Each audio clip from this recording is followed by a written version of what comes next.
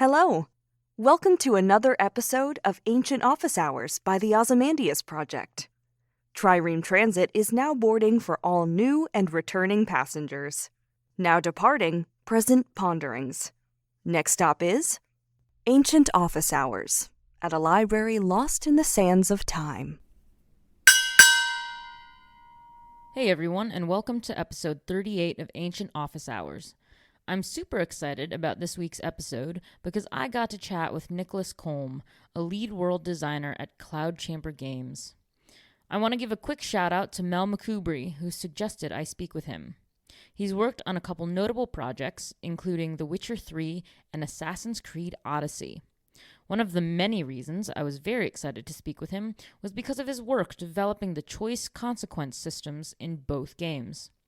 We chatted a little about his path from Germany into gaming, how he approached crafting the choice-consequence systems for Odyssey and Witcher, and how to tackle representation issues in gaming and not being able to please everyone. I hope you enjoy this episode, and if you like what you hear, please give us a 5-star rating and review us on Apple or Spotify. You can also subscribe to our Patreon, as this will allow us to reach more people and make more exciting ancient world content. Enjoy! It's great to have you on. I was really looking forward to this conversation because I want to dig right into a little bit about you and your background, just so we can kind of set the stage. When you were a little kid, were you always really big into history and mythology, or did you approach it from you like narratives? I was always a nerd, straightforward. And it was more so the love of telling stories and reading stories first, obviously, and immersing myself in various fictional worlds and mythological worlds. As a young kid, I would read all the fairy tales. Like, I'm from Germany originally. We obviously have a very rich fairy tale culture back there. And then growing up further, I went through my goth phase. So I went into vampires and werewolves and do all that sort of stuff. But like, through it all, it was mainly an interest in overall mythology. Where do these stories come from, and how does it make people feel when you tell those stories? Basically, when I decided at some point that I'm going to be a video game designer, one of the main reasons that I did decide to do that was a shift in storytelling in video games. Personally, I attribute it to Mass Effect, because that was sort of the game that made me really see like, oh, hey, storytelling in games is like such a thing now. There were other games, obviously, before them that did it really well, and I loved, but that was sort of an eye-opening moment for me. I was like, okay, well, we can tell all these stories with these tools now. So when I went into making games, that was sort of a driving factor, telling stories. And arguably, what is mythology if not a lot of interesting stories that have been told over the age? Definitely true. And did you always want to go into the gaming industry specifically, or did you entertain dreams, thoughts, ideas about, oh, maybe Hollywood or maybe TV? I have a pretty weird history. I always liked games, but I never really considered them as a career option until I was around 29, actually. I went to high school, and then out of high school, I went to the military. Back then in Germany, it was still a conscription service. So, like, you had to do either military or social service a year after high school. So I did that, stayed for 3 years. And then after that, I started studies in Asian sciences, actually, because when I was a kid, I lived in Japan for 6 years. So I was kind of like, hey, I don't really know what to do with my life. So how about I study something that I really enjoyed living in? And I did that. But it turns out that that was not a good enough of a reason to find a job that I actually wanted to do for the rest of my life. Throughout the studies, eventually I figured, hey, I could actually make a career out of making video games, sort of like did some research and whatnot. Of course, my parents were absolutely against it. Like, you just want to play video games all day. And I had to do a lot of work to convince them. And yeah, eventually then, as I started college studies for game design when I was 29 in Vancouver, first job in the industry I only got when I was 31. So I arguably came late, and the idea of like Hollywood or writing or anything like that didn't really occur to me. I did a lot of writing in my free time. Like, I've written a lot of stories myself, together with other people in online chat rooms, and big tabletop role-playing fans. So, arguably a lot of storytelling there. But yeah, I don't know. It never really occurred to me to go in that direction. And maybe that was because my main outlet for the hobby that just stuck with me throughout that time was gaming, and it's just a natural fit in that way. Yeah, and was there a connection between your favorite kind of mythology growing up? Well, I'll start with, did you have a favorite certain cultural mythology growing up? Was it German? Was it Greek, Egyptian? Sometimes it's those sort of Celtic and Norse. Did you have a favorite? I don't think I actually had a favorite, to be honest. A lot of what I did was sort of an amalgamation of various mythologies. So a lot of my where I did the most storytelling in my younger years is like in role-playing games and whatnot, and was in universe that had a lot of influence from various cultural backgrounds. And World of Darkness back then as a universe had influences from Egyptian mythology, from Greek mythology, from ancient Christian beliefs, and all of Celtic mythology. Everything was basically thrown in because they took everything they could possibly get and tried to turn it into. And then that sort of influenced me in that like I loved reading up on those stories and where they came from, and then seeing how they interpreted it into the game and how they used it to tell stories in a modern way. And that was all. I probably didn't really think about it like that back then because I was a child. It already fascinated me in that way. Now looking back, it's like, oh yeah, that's what I do for a living now. That's awesome, though. And so, since you didn't have a favorite one, were you that kind of kid who you just liked what kind of games you liked and that was kind of it? Or did you notice that you kind of trended toward a certain type of video game growing up? Or I could pretty much just say, like, what were your favorite games growing up or that you felt were influential to you? Yeah, it was always role-playing games. I mean, I did have some other favorites. I played X-Wing like nobody's business, and that was mostly because it was a Star Wars game, and I enjoyed like the fighter pilot stereotype as a young boy. So hey, most of my favorites, and I'd argued the games that influenced me the most are role-playing games that are story-driven, narratively driven games that start with things like the old Baldur's Gate series or Ultima back in the day as well, and then moving on to more modern versions such as Mass Effect games, Witcher, which I also worked on the third one. Yeah, that would be the genre that influenced me the most. That's really cool. I did not know that you worked on Witcher until very shortly before we spoke, but that's awesome. And I definitely want to cover some of that. But we can go there a bit later. But once you decided and you were like, yes, I'm going to go into video games, this is what I want to do. You mentioned that your parents were probably not very thrilled. A lot of people's parents, if you think about it, would probably not be thrilled by their child ostensibly coming to them and saying, I want to go into video games. And then, have the horrified reaction of, no. I think that is it has changed. When I did that, it was 2009, 2008. Video games were still not, I'm not going to say in their infancy. Obviously, there was a lot going on in video games already, but they were not as mainstream as they are today. Today, you say, oh, I want to work in video games, and pretty much everybody has an idea of how broad of a field that actually is, how huge the industry is. Back then, it was still more of a, well, it's games. Like, what can there be to it? Even though it was already huge, it wasn't as public as it is today. There were no game like there was no game like Fortnite or games that have captured billions of people across the world by now. So that's, I think, the main reason why it was hard, because what actually convinced my parents in the end to be okay with it was like my I think my dad did some research on his own and asked a couple of friends, and they were like, it's a huge industry, like let the guy go, it's huge, it's the future. And I think nowadays people understand that a little better, or it's more in the public conscience, I would say.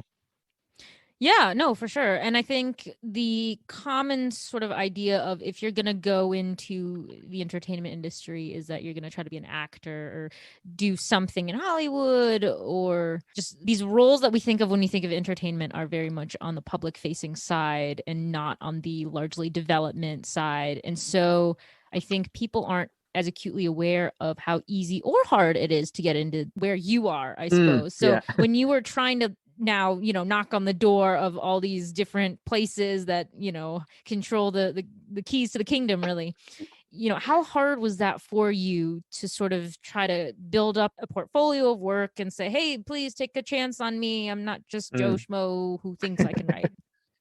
Yeah, again, I think it has changed drastically over the years. When I did it, basically what happened to me was while I was studying Asian sciences, I was like, I'm done with this. I wasn't really into it anymore. So I, on like a random off chance, applied to Blizzard in France back then. They had like a position for translator open from English to German. And I was like, hey, I speak both those languages. Why not? I actually got an interview and everything. And I got, not for that job, but for another job, I got an offer even for a job. So it was like, hey, I could have joined there. That being said, when I told my parents about this, they're like, no, you need to have finished studies. You need to have a degree. Otherwise, it's all irrelevant. And I'm like, well, okay. So I had to turn down that offer because I couldn't make it work on my own. And instead, I went and studied game art and design, got a diploma, and got my job. What I will say is that the diploma didn't have anything to do with me getting a job. It was sort of a it's sort of a thing. The gaming industry is weird in the way that it is getting more formalized these days because it is a bigger industry now. There's like thousands and thousands of people working in it, and billions of money of dollars to be made. So therefore, there are certain things that are being put in place in terms of hiring practices and whatnot. And then also because you have to, like, oftentimes you want to travel between countries, and then you have to deal with visa issues, which obviously, again, like if you have a degree, it's a lot easier to get a visa in a country and whatnot. But that being said, when I applied for my first job, I had to do it in Germany because I was a German citizen. I didn't have a work visa in Canada, just a study visa, and I couldn't transfer that over. I applied to 30 positions in Germany, various studios, various sizes. And at the end of the day, I, included the work that I did in college and like projects that we did, because that was one thing that was good about the colleges. They encouraged us to do a lot of like small game projects and whatnot. And they looked at those projects and they're like, yep, that was interesting. And then I had an interview, and then that was it. That was the job, the entry level job. And that is, to this day, honestly still true. I'm now in a position where I hire new people, and I'm actually right now looking for some people, associate or junior level positions, and I never look at the academic backgrounds, like not even a glance. Like I look at, do they have experience in anything industry related? So have they worked on small studios or indie devs or whatnot, or do they have a portfolio of projects they actually made themselves in one of the dozens of engines that are freely available? Because you can download everything these days. You can download Unreal, you can download Unity. They're very accessible, and you can do a lot by yourself. And that just speaks, it's just easier to gauge the talent and the skill level of an applicant that way, as opposed to just trusting an arbitrary diploma from some university. Nothing against academic, education and whatnot. It's just that, and this might change also in the future, but like for me, the gaming programs that we have in universities were, you developed skills, sure, but the main important point to demonstrate in any interview is that you can apply those skills. So finished projects are what really count. Yeah, I think that's a really good point. So you can look, if you are in academia, it can only really help you, I suppose, whether it's applying to these jobs or other jobs. I don't really know how the industry works because I'm on the outside, but for companies like Ubisoft that hire historians to guide historical games, I'm sure that you might want that at least peripheral history degree or experience. Yeah, So there are positions like that. I'm absolutely. assuming at other places, but I think it's really encouraging for people who may not have the most fancy academic creds. You don't Yeah. need it. I mean, I think it hits kind of the nail on the head with the applicable side of, okay, well, you can get degrees, but in terms of applying it to getting a project done, that's its own kind of thing that's completely separate, which is awesome. Yes. And that's something that I'm Yeah. always stressing for the more academic brained people, which is, it's great that you can get out of school if you have a PhD or something. That's awesome, but you need to know how to apply Yeah. whatever it is you learned, because at the end of the day, the piece of paper that says you're really smart in this one area is not gonna open all these doors. That was the big lie. I think I had a good friend who he's almost done with his PhD, and he was like, every advisor, every schooling, anything has lied to you. And I was like, what do you mean? And he was just like, they told me getting this PhD would instantly make like 20 job offers appear because I'm qualified. He was like, no, they're selling you a bag of goods. Yeah. That is not how it works. So Exactly. I think it's really important for people to hear that, it's not all about the academic degree. Absolutely not. And this is, again, not to diminish the value of academic education, obviously, because it is tremendously valuable. And again, it also depends on what field you want to go into within the gaming. And if you were to be like, hey, I want to work in games, well, what do you want to work in? Do you want to be an engineer, a software engineer? Well, then you better have your academic studies in order, because like programming is a science, and you need to have that knowledge and to be considered, because that's just a thing. And then, but it could just as well be that you want to be these days something like a social media influencer, because a lot of companies hire these, and you are going to be part of the dev team that way. But then it's a completely different road to get there, obviously, right? Or you want to be in design, or you want to be whatever. There's so many different opportunities in games, and sure, just like you said, and as an example, Ubisoft hires historians because obviously they have to, in order to be as grounded in historical accuracy as they can be for those Assassin's Creed games. And other companies do that, obviously, if they are in those kind of regions as well. So there's two things I usually tell people who tell me like, hey, I want to get into the gaming industry. What do I have to do? One is make your own games or make your own projects. Just learn how to do them. There's really no excuse not to do it, because the tools are out there and there's tons of tutorials. There's tons of ways that you can get that knowledge. And then two, don't limit yourself to just, I need to be a programmer, or, oh, I need to be an artist, or, oh, I need to be a designer, because that's the classic, that's what everybody knows goes into a game: programmer, artist, and designer. But there's so much more to making a game. You have your writers, you have your translators, you have your localization teams, you have your QA testers, who are hugely important. You have engineers for all kinds of software solutions, tools, graphics, what have you. There's so much that goes into making a game. So do some research. There might be, if you're not like into one thing, there might be another. Yeah, well, kind of going along that line of what you were saying in terms of, well, obviously, if you want to be a programmer, and you do need that degree because it's highly technical. In that regard, if you're going for a highly technical job, I would say, yes, your education does kind of matter there.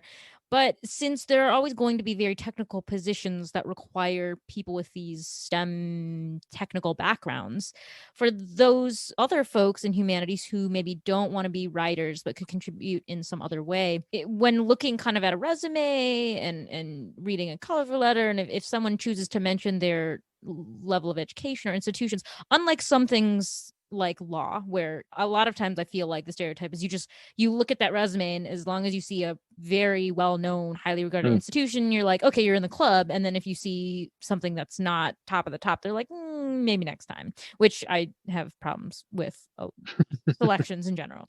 Right. But do you find yourself maybe looking at people with these more humanities types degrees, not just for the degree itself, but for the tangible skills that humanities majors can develop through being in such a multidisciplinary, interdisciplinary sort of category, so it's like maybe there's not an obvious fit looking at it right off the bat, but like if you saw someone's resume and you were just like, oh, classics major, English lit, it's like, oh, these people, they're good communicators. They know how to talk. They know how to do interpersonal stuff.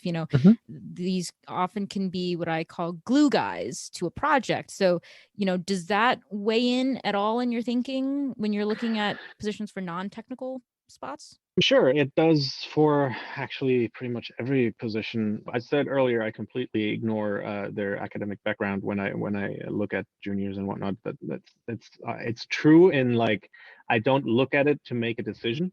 It doesn't mean that I don't see it, and it is there. And sure, one thing that certain fields of study definitely bring over others, from my experience anyway, is like, how are they able to communicate? How are they able to articulate and showcase ideas to other people? One thing that definitely I notice people that have an academic background that are a lot better at is presentations, because it's a huge part, like in terms of their schoolwork or academic work, is in order to showcase whatever they've been assigned. They have to present it most of the time to classes. It's a personal observation, but most of the time, if somebody has a background like that, they will be a lot better at developing interesting presentations and be able to articulate and present their ideas a lot better, which helps, because after all, that's what we do. And if you can champion your idea and present your idea better, then that helps as well. Where you come from and what your education is or where it happened, it's definitely something that is taken into account in regards regards to like what I anticipate and what I think you will bring to the team. It's just not the end all be all qualifier that, like you said, in law school, it's like, oh, he's from Harvard, he's hired,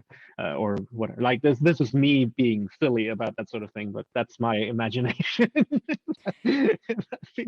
I would say, coming from 3 members of my family go to Harvard, and my dad went to Harvard Law School. So I would say, I'm not there for the firsthand experience, but I feel a little more qualified than the average Joe to say I've seen how things go. That description is highly accurate. Not in all cases, obviously, but in a lot of cases, yes, that is very much how it goes, which is really sad. But yeah. I'm curious now. You got into the industry, and I want to pivot a little toward. So once you were in, how did you make your way to Ubisoft, and how did you make your way onto the Assassin's Creed Odyssey project? I joined a small little studio in Germany. Back then it was Spellbound. It went bankrupt while I was there, and then was rebranded Black Force Games. We started.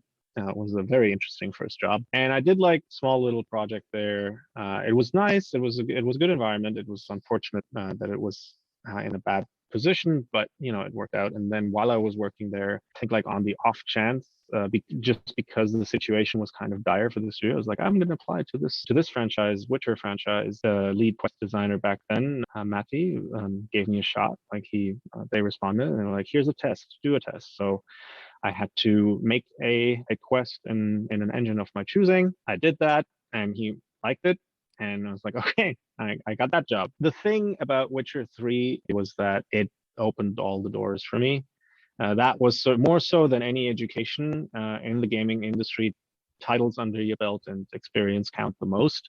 And Witcher 3 is one of those titles that if you've worked on it, it almost guarantees you at least a second look on the resume. When I applied to places, when I then, after the project, applied to places, and it was like, people were like, oh, that guy worked on this game that was like that won 250 awards, blah, blah, blah, blah, whatever. And it made things a lot easier.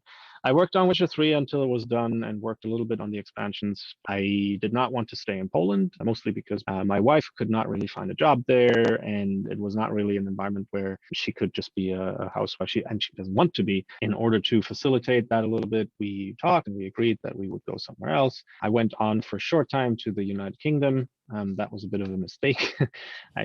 Well, it was not a mistake. Like I was hired for a certain project. That project was almost immediately shut down when I got there without me even having done anything on it.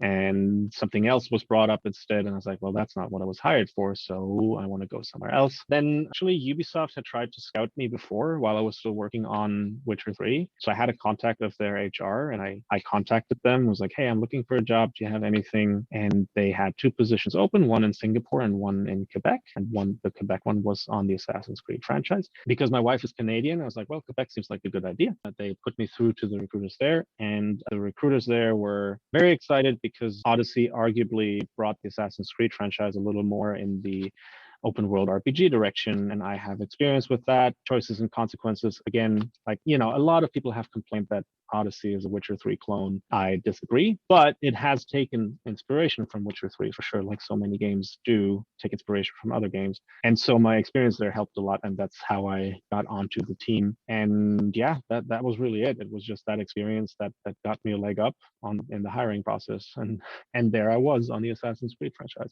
I mean, it was a good thing. Like even though I wasn't a huge Assassin's Creed player back in the day, I played the games and I liked them. I thought they were great, but they weren't like my main forte. But I was excited about the opportunity of working on that game for both for the gameplay reasons, but also because the idea of the Assassin's Creed franchise was always really fascinating to me. That whole idea of like going back into a historic setting and experiencing it through the eyes of someone that lived there was just the idea was always really fascinating to me. And so I was really happy that I got that opportunity.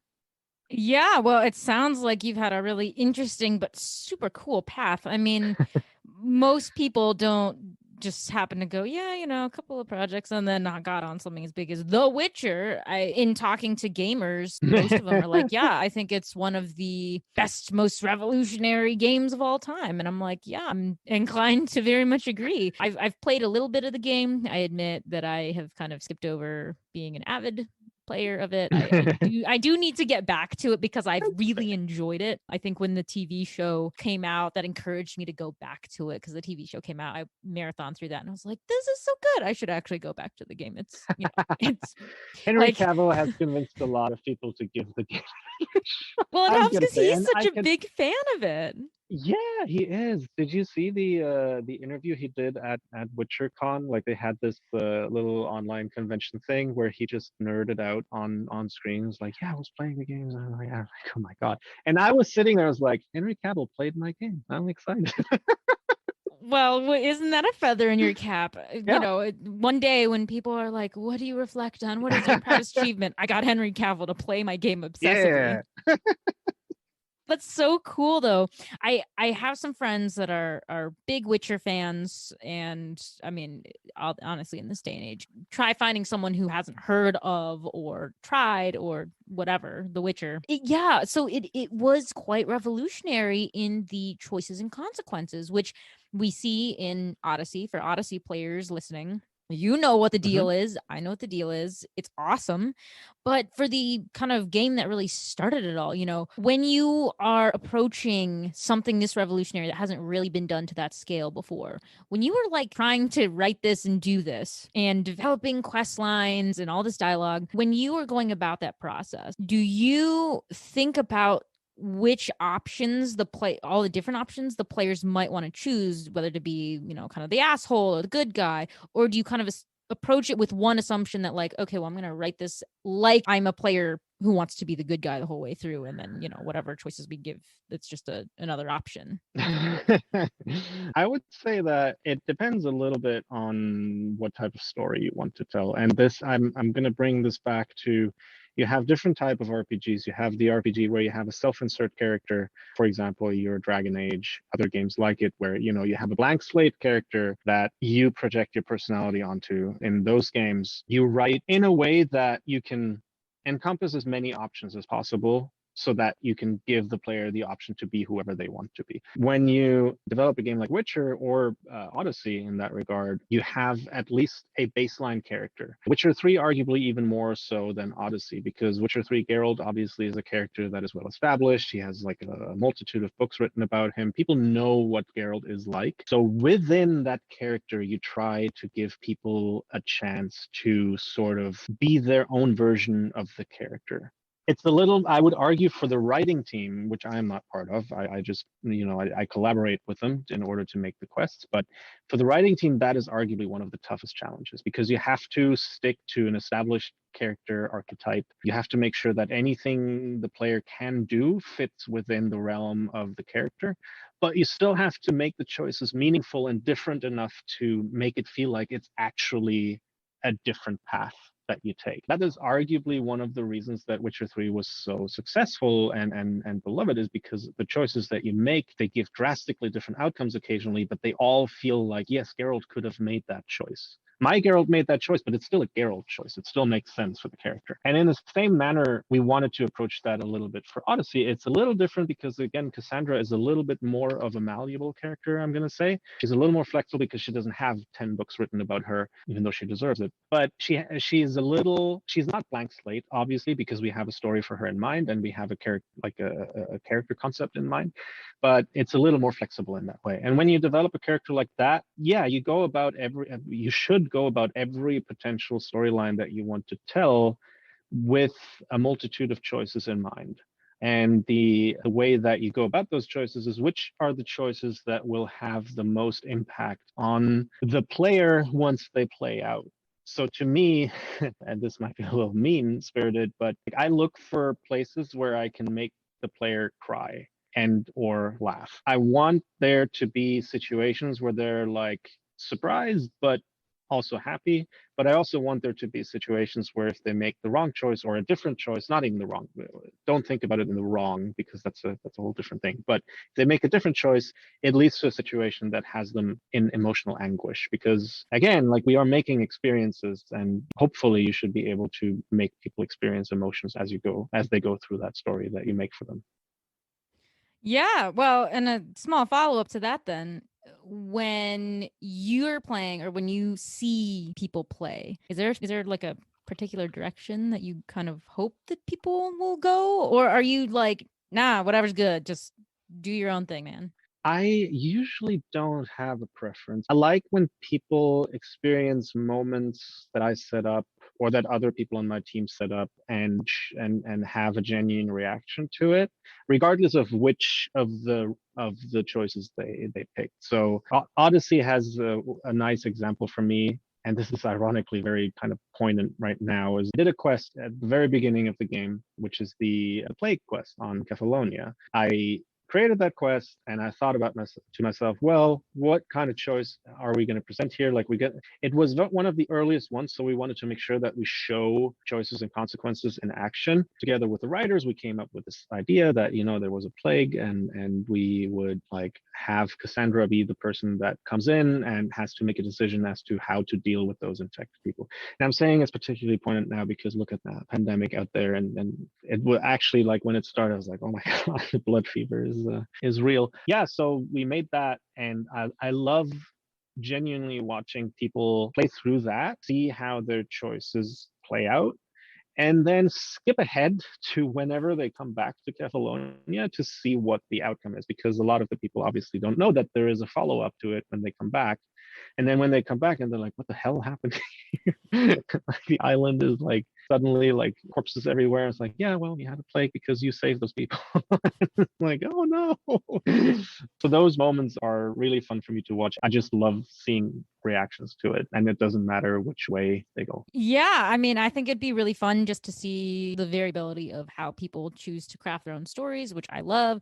Although one thing that I definitely, as a player, struggle with this, just curious from where I'm sitting, is how do you deal with when a player finds a choice that they really like, and it's not that the other one is wrong, but it will result in different things happening. How do you deal with, but if you as a creator want people to be able to experience everything and different things, but for people like me, I kind of get stuck and I go, okay, well, there's some choices that I just don't ever want to do the other thing. So for the blood fever quest, I was like, okay, I can feel really shitty and let these people die, but like I could probably save this disease from, spreading and killing other people. And so once I did that the first time and I learned like, oh, okay, this is fine, I never want to actually save the people, which makes me feel terrible because I'm like, oh my gosh, every time I play this game now, I'm going to feel terrible because right at the beginning, I'm letting people die. Is there anything that you would say that like should encourage people like me to maybe do the other option? I'm still like, I have to get the happy ending. I don't want to get the sad ending. I know the sad ending is like a traditional Greek tragedy, but I'm like, I don't want to kill everyone. Yeah. To me, the most important part is that you have fun. And so one thing that, and this is actually something that some of us at Ubisoft Quebec had to sort of drill into people, is that, and also convince management of, is that sometimes it is okay that people don't experience content that you create.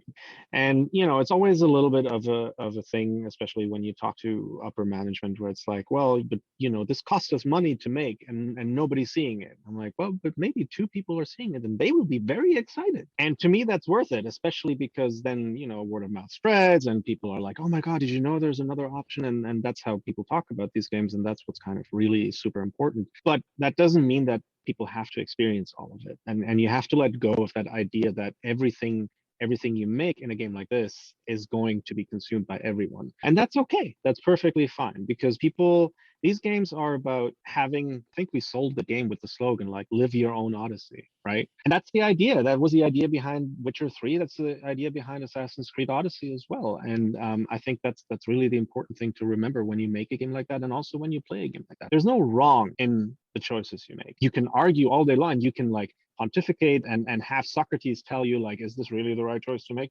Totally. That's cool. That's awesome. So that you get people to think about what choices they make, but ultimately there's not a wrong choice.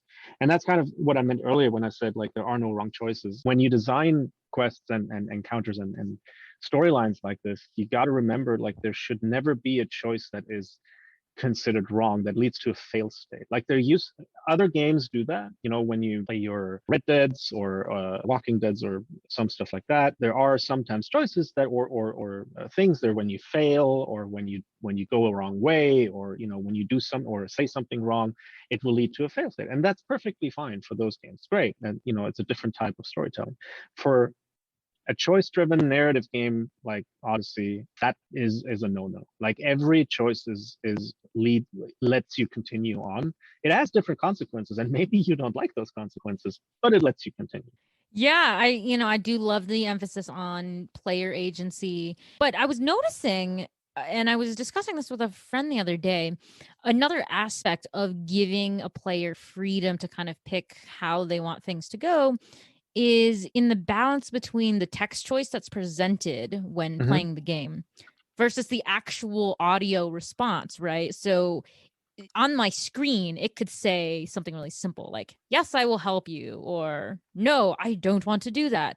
And then if you click it, they don't just say exactly what you picked, right? They have their own written response. And so one of these examples that I can think of right now is right at the beginning on Kefalonia when you're talking to Marcos about the debt and the Cyclops and all that stuff. And then you have the option to sort of be nice and say, you really shouldn't trust duties with the money versus this was stupid, and then you see the range of what is actually said. How do you balance that? And does it go into consideration versus what you're showing the player essentially kind of like, well, this is the direction generally of you want them to say this versus what's actually being said? Yeah, it's actually very important, and it is one of the most tricky things to do because obviously in a voiced RPG you can't really fit an entire answer into a line of dialogue. Like a lot of like CRPGs, again, like modern CRPGs like Baldur's Gate and whatnot, they will have the entire dialogue line that you're going to say written, and you can choose, and that's fine and that's cool. But in games like this, you obviously can't do that, and then it gets to the point where you need to, and this is like the writer's responsibility, like they have to condense the line down to something that can be displayed in one line but doesn't deviate in tone too much. And I'm going to say on Witcher 3, we had a scene that was a real failure in that regard. Because there is a scene down the line where you encounter an NPC that blocks your way. He's kind of like a frenemy at that point. Like Geralt likes him, but he's also kind of against him. And it's like, And the choice that you have is to say line X, or the other choice is shove Dijkstra, the guy, away. That was the original line that was displayed.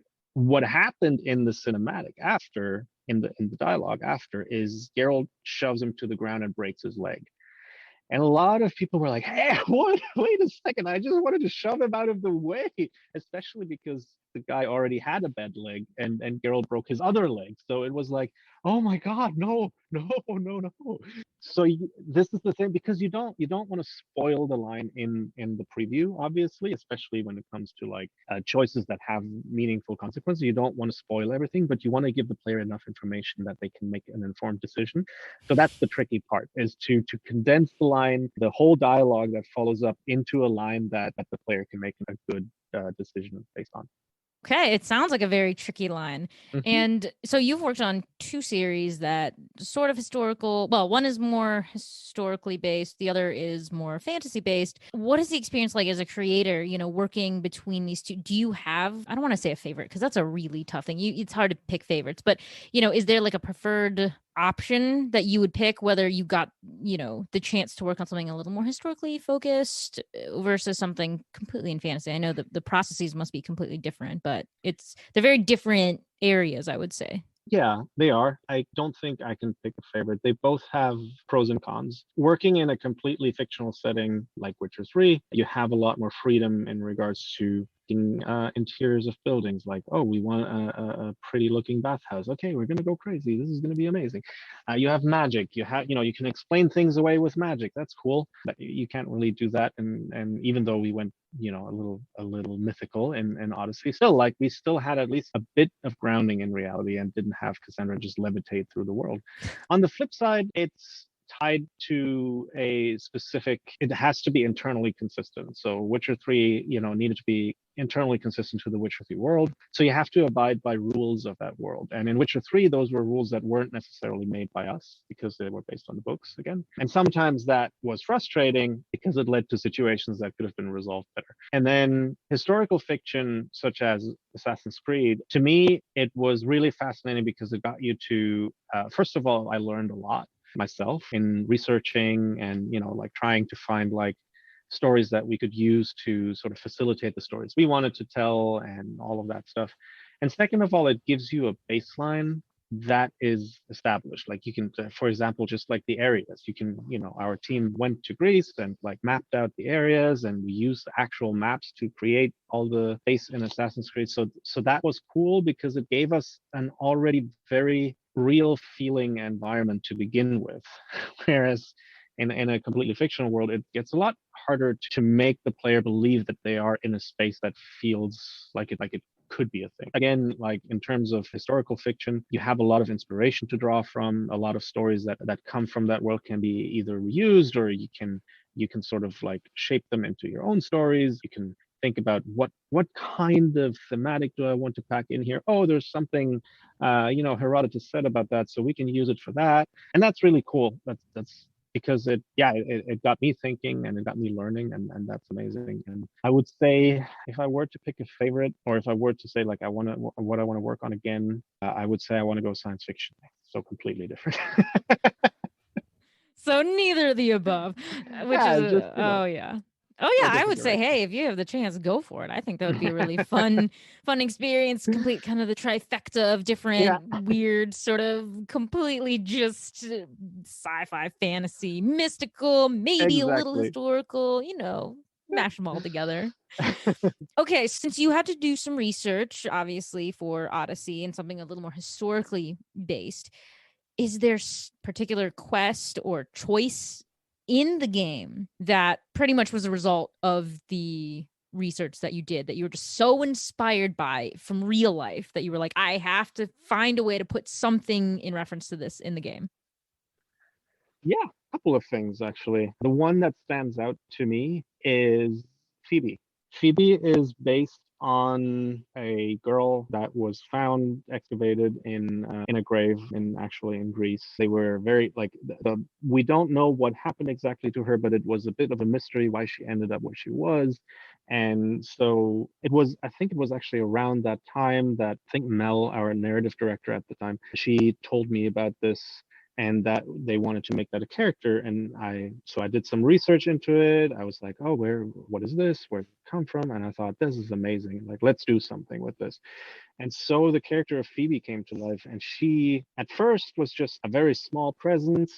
And then eventually we kind of convinced our creative direction that, hey, we should have a character that Cassandra can bounce off of, and that's sort of like a companion character, and that we can take away brutally at some point during the game because she has to die, right? Because it's historically accurate. And so that's how Phoebe came to be, because we couldn't name her the way she was actually named by scientists who discovered her, or archaeologists that discovered her. Ooh, this is spicy. Wait, there's like a real story behind Phoebe. And here I was thinking you just added in some random little girl. Oh, no, I love it. Myrtis. That was the name that they gave her when they found her. Myrtis, ancient Athenian girl turned global ambassador. They recreated her face based on the skeleton they found. And if you look a little closely, you can even see the resemblance, because she was said to have like a little bit of an overbite, and we tried to give the same thing to Phoebe. That's where that came from.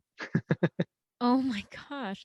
So we have you to thank for Phoebe's inclusion as not quite just small NPC bit character, but partly. I Of course, other people had a say in that and drove her inclusion, and I would point a lot to Mel in that regard because she was a strong advocate for it. But yeah, the initial Myrtis as a character was initially introduced, and I sort of latched onto it, and I was like, hey, we could do this, and then it was sort of sidelined a little bit, but then eventually creative direction decided, yeah, let's do something more with it. And I tried to push for more and more and more. It's like, you need to include her earlier, you need to do more with her. And yeah, I did my best there.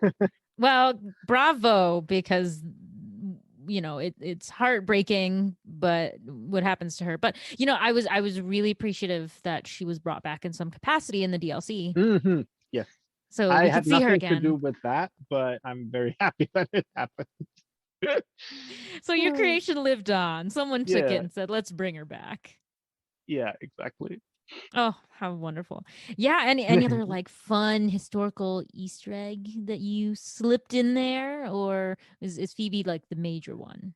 Phoebe is probably the major one. The thing about Easter eggs is it's always a bit difficult to slip it by publishing because there's always the worry about copyright infringement and whatnot. I'm sure there are more. There's a lot of references, obviously, that go maybe unnoticed except for people who really pay attention in like little written texts and whatnot. But mostly that was the big one that I slipped in there. I mean, it's totally fine. I mean, it's a massive game. I've Hmm. spent 400 plus hours in it, and I'm still discovering every time I boot it up. I swear, I find something new, and I'm like, "Whoa, wait, this is in here." I mean, and then there's the blatant ones, right? Like the ones that my friends and I all went crazy for was the Supidio quest, because Yeah. people were like, "Oh yeah, this is kind of fun. He has a really funny name. It's Yeah. like okay, what's with his name?" And then my friend was actually the first one to point it out, and then she just goes, "I think that's Oedipus Yeah. spelled backwards." And we were like, "No, wait, what?" And then they're like, "Yeah, look at it." And then we like played the quest out, and we were like, "Oh my gosh, that's totally it's the myth just in Yeah. like video game form with changed name. This is brilliant. Good on whoever included that because that was brilliant." Oh yeah, that was. I don't remember exactly who's responsible for it, but I do remember playing it for the first time, playtesting it when I was doing one of my playtest runs for the game, and I was just like, oh my god. And then the dialogue they wrote for it is just also just so brutally on the nose. It's like, ah, It's so on okay, point. It's so yeah. excellent. I mean, the quality of the writing is just excellent in every facet of the game, and I don't know many people who have anything bad to say about it because I think the consensus is just, oh, it looks gorgeous. It's a really fun, entertaining game. I wonder sometimes if they gave you the freedom to develop your own similar Hmm. spin-off project thing, if you just gave devs the freedom to do their own thing, what would they come back with? I Hmm. want to know what y'all would come back with. What crazy things would you put in? How historical would it be? I mean, if you had your choice and say they gave you control and they said you can do your own mini DLC for this game, Hmm. would you want to lean heavily into the Isu lore stuff, or would you try to actually put more like historical Easter eggs, but with a fun Hmm. spin? Like I don't know what's more Um, challenging. Again, there's like different challenges to it. I think I would probably lean in the historical direction, but that's a personal preference. I did generally and really enjoy the Atlantis DLC. I thought it was a really good use of that particular part of the Assassin's Creed mythology. But it's so funny because you say like there's so much to see in Odyssey and there's so many things and I still find new things and yet we barely scratch the surface of stories that were told in that time frame in that timeline.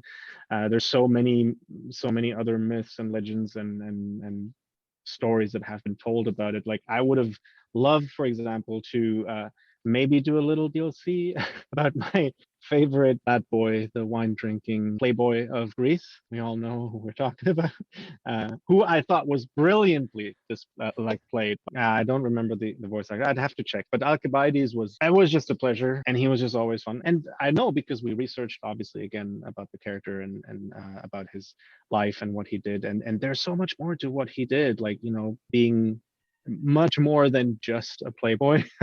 Like the whole his whole story after the time we had him there in our particular time frame. There are many more stories that him as a general and him as a foreign like agent, sort of what he did later. So I think like that would have been a DLC I would have loved to do, like just follow Alcibiades' footsteps after you leave him in the main game.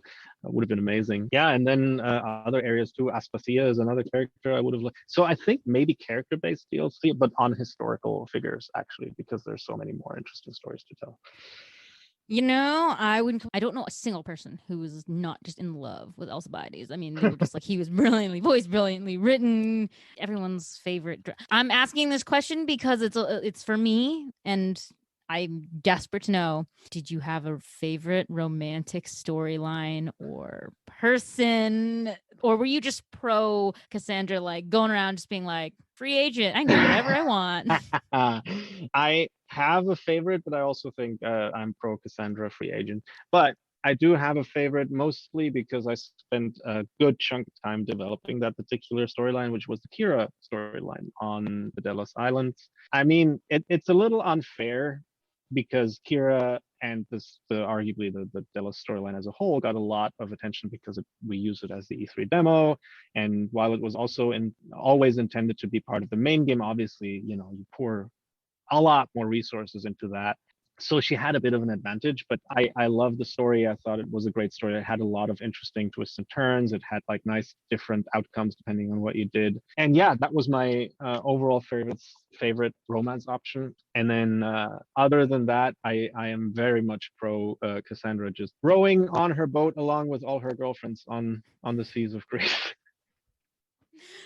That's something that I definitely I think about only in the context of when I play Valhalla, because they let you as Eivor choose to like be in a committed relationship if you so choose, or you can just go around being a hoe, like that's your choice. But it's made me kind of look back nostalgically and be like, oh, this would have been fun if if we'd had the chance to like choose to maybe be with someone a little more long term in Odyssey.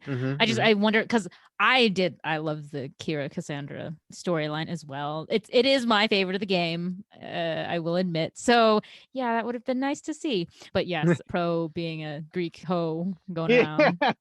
Yes.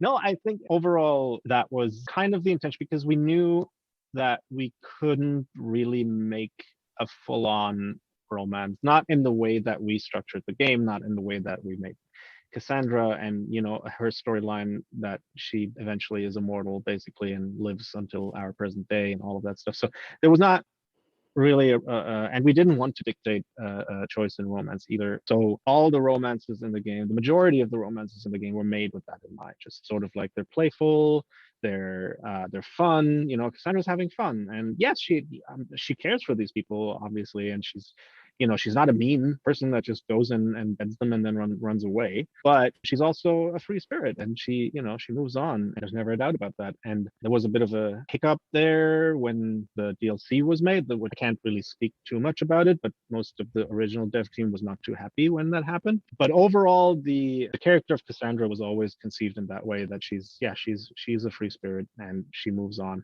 And maybe sometime in her 2,000 years of life, she actually tried a romance. Who knows? Hey, when you live Netflix, that long, it's almost not worth it, right? Because you just know I'm immortal. Everyone else is going to die. So I might as well just move around. But it would make for an excellent Netflix series, where a very tragic ending to a Netflix series of Cassandra trying to have a romance and failing because she's immortal. I think that would be amazing. Can someone please in Hollywood get on this? Like, Cassandra already deserves her own TV show, miniseries, movie, whatever it is. She deserves a lot more than the 200 hours that you gave her in the game. I mean, I'm greedy, so I want more. Always more Cassandra. I think a lot of feel that way. But okay, well, I asked you about one, so this is very unfair to my Witcher friends then. Did you have a favorite in Witcher? I mean, are you Team Yen or I mean, that just seems to be the popular one from the people I know. They're all Team Yen, but I know a lot of people who are like, no, I'm Team Geralt being a manho, just perpetually. I would go on that team probably, but that's kind of the thing with tying back to what I said earlier. Geralt is an established character and everything, and there is really only one option for Geralt, and that's Yennefer. He's written that way, and it makes sense, and the story works for us that way. That being said, I had a lot of fun implementing the parts of the Triss romance in Witcher 3, and also particularly a lot of fun implementing the fail state if you try to have both of them, which was a lot of fun to implement, because like we looking at it and we're like, so are we going to just artificially cut off the romance if you choose one over the other, or because and that wouldn't have been really in the spirit of the game. So we're like, nah, you know what? If somebody actually tries to tell both of these powerful women that you love only them, then those two women will be like, you know what? Fuck you. And if you like, you can probably find it on YouTube somewhere. But if you end up doing that, they at some point take you aside and take like coerce you into a room under the pretense of, oh, we made up and now we both want you, and then they take you to an inn room and they tie you to a bed and leave you with a goat, never to be spoken to again. Which was a lot of fun. Honestly, I had a lot of fun doing the quest, and I think the writer that I worked with on that was also had a lot of fun writing it. You make being on a dev team sound so fun because you just get to sit here in your little room, your little dev room with the writers and be like, ha, ha, ha, how evil can we be today? Or how much fun can we have with this? And oh man, I don't really want to be in the gaming industry, but sometimes when I hear fun stories, I'm like, gosh darn it, maybe that's where I should have ended up. Obviously, we have a lot of fun we're making games, so I'm not going to sit here and be like, oh my god, my life is so hard. But that being said, obviously making games is hard. There's a lot that goes into it, and there are a lot of moments where I'm not laughing and where I just have to deal with problems that I really rather not wanted to deal with. Also, just trying to find solutions to technological challenges that are difficult. And then there are a lot of other considerations while you're working on, especially like high profile games. To this day, because it's so high profile, you obviously see stuff about it in the media all the time. You get people, which I will never understand, to be incredibly mad about anything. Like, it doesn't matter if it's, it doesn't matter which direction you go. Any decision you make as a developer is always wrong to someone. And there's a lot of public forums out there where those grievances can be aired. But yeah, overall, working in games is great. We try really hard to make entertainment that maybe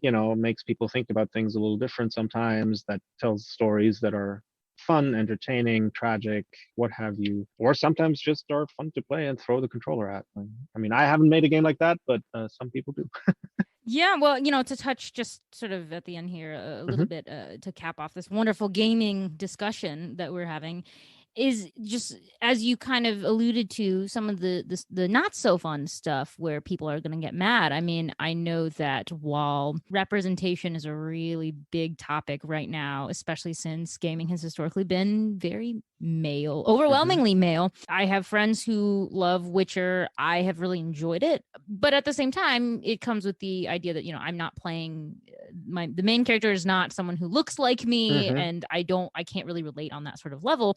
And so then having something like, oh, not only do you have character choice, but you can be a badass woman in this ancient Greece game. I know that was very controversial for a lot of people, and a lot of historians will sit here and say that's not historically accurate. I don't know why they would do that. What are some quick thoughts you have on how do we help fix this representation issue and just get people to a better place almost as a society where we're more accepting of, okay, this isn't historically accurate and this isn't catering just to historical trends of men wanting to play video games. We have to open up.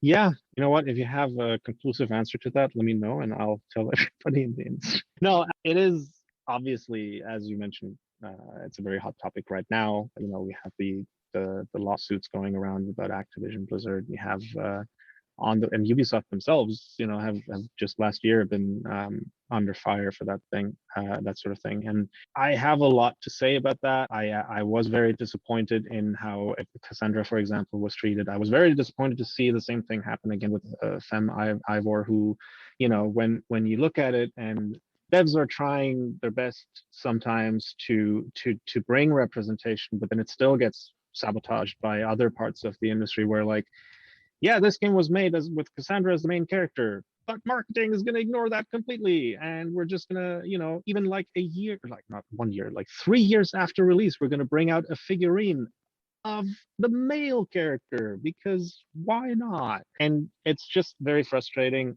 I think what we need to do, and what I'm trying to advocate for, and also now that I'm again in a hiring position trying to do, is representation comes when you have people that diverse backgrounds and diverse identities, diverse people really on the team making the game, and not just in low level positions, but in higher level positions and positions of power and whatnot. And that that really is the crux to me, is like, we need to make sure that we get people in there who can champion those causes, and not just champion those causes, but also have the power to make those decisions. And then obviously, I am a privileged white man, and I know that the only thing I can do is try to use that privilege to bring other people into the industry, and then listen to them and make sure that I don't use my position to obstruct that sort of thing. And I think it is slowly getting better. The industry as a whole, I think, is shifting in a right direction, even though I have my frustrations about this, but I think it's sometimes a one step forward, two step backs kind of thing, unfortunately. But I do think there is progress, and I think it's worth fighting for that progress, even if sometimes it gets incredibly frustrating. But that just means that people like me have to pick up the pace a little more, because we have that privilege, and hopefully by doing that also inspire other people like me to do the same thing. Eventually the burden won't fall square on the shoulders of the few people that actually tough it out in our industry, which they shouldn't have to do to begin with. And then last but not least, obviously our industry, sure, we make games, and everybody's like, we make it for the passion, and we are the most passionate team in the world, and it's only passion that counts, and blah blah blah blah blah. No, we're an industry, we make money. At the end of the day, the companies that make these games are a business, not even thinking about shareholders and whatnot, just thinking about the fact they need to pay people. Like, I want to eat, and other people want to be paid. So there needs to be income. And what I'm trying to get at here is that ultimately, even companies like Activision, Blizzard, Ubisoft, and whatnot, what they operate on is profit. So when enough people understand that and actually follow through on wanting that representation, and making sure that companies understand that representation, then things shift a little better. And there's a lot to do. I think that, in various fan spaces, we have people that are passionate about making that change and making sure that we pivot in the right direction. I know, as an example, with Assassin's Creed, there's the Assassin's Creed Sisterhood that has done a lot of great work in regards to like showing Ubisoft that, that we want that kind of change. Just because Ubisoft is still making a lot of mistakes doesn't mean that they are not doing valuable and important work. And I think just more people in that space also need to come around to that way of thinking, because at the end of the day, the thing that always gets me when people are like, oh my god, we have a female assassin, like, how can this be, blah blah blah. I'm like, oh my god, I don't feel represented. I was like, first of all, now you know how these other people feel, and second of all, you still have 50,000 other games where you are represented. So it's never really a thing where people would lose something. It's just some people seem to be afraid of not being the only single target audience anymore. And that kind of thinking we need to eliminate.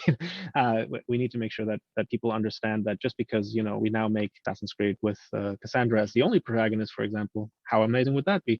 That doesn't mean that the next Assassin's Creed might not have a male protagonist or whatnot. It's just, we need to actually get to a point where we can have some equal representation. Yeah, it would be nice. And I know things are getting better slowly. And we need to keep demanding this change. Can't tell you how wonderful it was to be able to play this game set in one of my favorite time periods and settings in the entire world and not feel awkward because I'm just like a muscly dude trying to sleep with every woman in ancient Greece, because I don't relate to that. I'm like, not a muscly, tall dude. Cool. But now, I can go around as a massive lady tank instead. And I'm like, yeah, this is great. This is amazing. Oh yeah. I'm very interested to see where we go from here. Even like a year down the road, I want to know, have there been more games made? Is there the choice between a male and a female protagonist? Like, how big is this wave that we're creating here? So I think it will be really interesting to see in the future. So now at the end of the podcast, I ask each guest if they will read a poem called Ozymandias by Percy Shelley. This is my favorite poem in the whole world. All right. And there's no way to accurately describe it other than you have to experience it for yourself, because the first time you read it, it's just magical. So once you've read this poem for us, if you could just give me your quick thoughts on, what is the meaning of this poem? Like, what is it? What are the messages that it still can offer us today? Whew, I can try. For sure, yeah. I met a traveler from an antique land who said, "Two vast and trunkless legs of stone stand in the desert.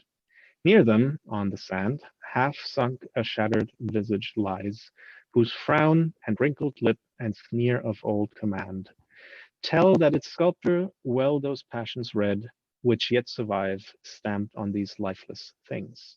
The hand that mocked them and the heart that fed, and on the pedestal these words appear: My name is Ozymandias, King of Kings.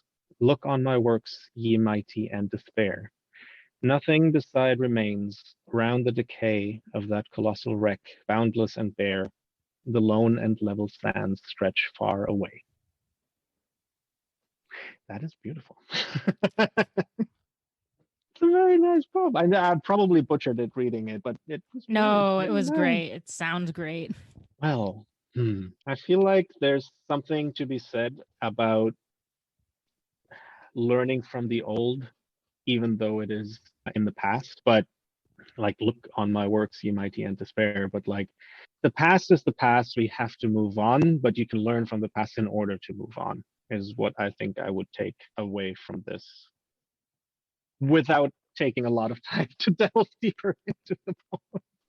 I love just what is the first thing that comes to mind, because I Yeah. think it really gives an insight into the power of words alone without having to like do a deep analysis. And so, give you a little background. Ozymandias is just the Greek name for the pharaoh Ramesses II. Mm-hmm. I would say when I read this poem, it struck me the very first time. I think I read it in like high school. It is commentary by Shelley on the ephemeral nature of political power and how you can't just be great by yourself, that we all go together if we want to be great. Because the lessons are like, we wouldn't know of this king and his kingdom and his giant statue that is now broken and crumbled in the sand if it weren't, one, for the artisans who created the statue, because this king, we all know, he was not going to just sit here and make his own statue. And two, for the archaeologists and the people working so hard to uncover the past. It's like this collaborative effort where it's like, man, if you think you're just going to be the greatest of all time by yourself, you really need to evaluate, because it's a team effort. No one stays powerful forever. I mean, I'm sorry, you can be amazing, but your kingdom is going to crumble. And so thinking about it that way, it's very striking. It's very powerful. And so the very last question I ask every single guest is, if you think about our modern world, and all that entails, is there like a modern Ozymandias, something we think is like the greatest ever? It's so amazing, but like realistically, it's probably going to be gone in like 200 years and we're not going to remember it. Probably not even remember it. That's a good question. Like, I don't know about people.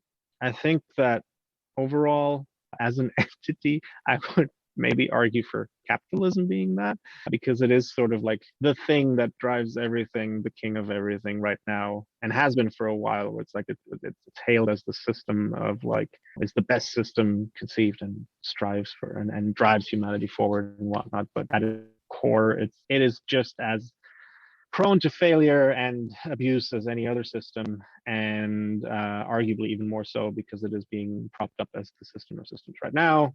And I do feel like it would be my hope that in the future we will not either just see it as a broken statue in the back, or we will have forgotten about it and moved on to bigger and better things. As for a person, I don't really think I could point to any one person that I could call like that I would see as an Ozymandias. There's many that I think feel that way. Yeah, I like it. I almost prefer when the answer is not a person, because it just it's a window into, how theoretical are you, willing to go with me there. I love capitalism. It's come up a few times actually, and I'll tell you my favorite so far, I think, has been casinos in Atlantic City. My former professor brought that one up because when they were all the rage, we were like, this is the best of the best. And now I'm like, they're literally crumbling empty buildings that are falling apart Interesting. because we Yeah. think they're terrible. And like, why did we think this was a good idea? This is terrible. Like, ew. So that's kind of where my mind goes. I know it's very tempting to say people, but yeah, funnily enough, the majority of people have not actually said a person, which has been such a surprise to me. Yeah, I I think love capitalism. Yeah. personality cult is something that, I mean, it still exists, obviously. I mean, we have arguably people that cultivate something like that, but I mean, it's no longer, an Ozymandias like a king of kings is arguably hard to find these days in one person. Yeah, no, definitely in one person. I'm just like, oh, I don't know. I don't know what I'd do about that. But Yeah. great answer. And, you're not alone in that one, I will say, because a lot of people have said that. See what holds up. We'll see. Yep. Hopefully, yeah, in like 200 years, we're not still under the thumb of pure capitalism because You know what? If we're still around, let's do another podcast in 200 years. Oh, please. You know what? Find me a staff of Hermes Trismegistus and I will happily carry it around in my pocket and be immortal. Yeah. So thank you so much again for joining me on the podcast today. Thank you for inviting me. It's been such a pleasure to, talk shop regarding games. I so seldomly get to talk to game devs who control the decisions. So it's always fun to peek behind the curtain and learn more. Awesome. I'm very happy to be here. And again, thank you for the opportunity. And thank you for enjoying the game, honestly. And I hope you continue to, if you go back to Witcher 3, let me know what you think. I will, because now I have a motivation to go back. There we go. Trireme Transit is now departing ancient office hours. Next stop is Present Ponderings.